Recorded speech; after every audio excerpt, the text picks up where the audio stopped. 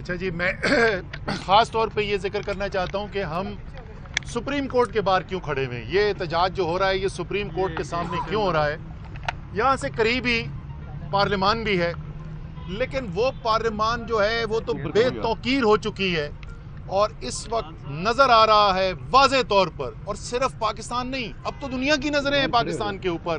نظر آ رہا ہے کہ اس ملک میں کوئی چیز ہے.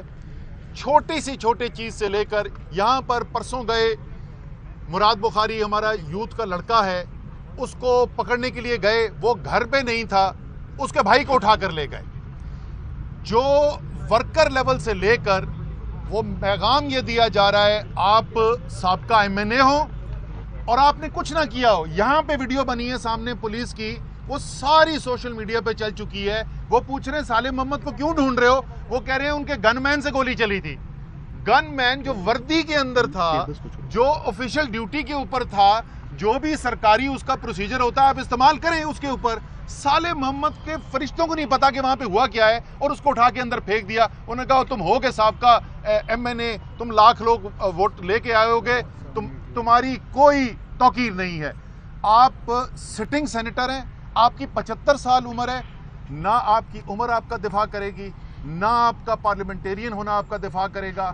آپ بہت بڑے صحافی ہیں، آپ کا کوئی دفاع نہیں ہے. یہ آپ کو اٹھایا بھی جائے گا، برہنہ بھی کیا جائے گا، تشدد بھی کیا جائے گا.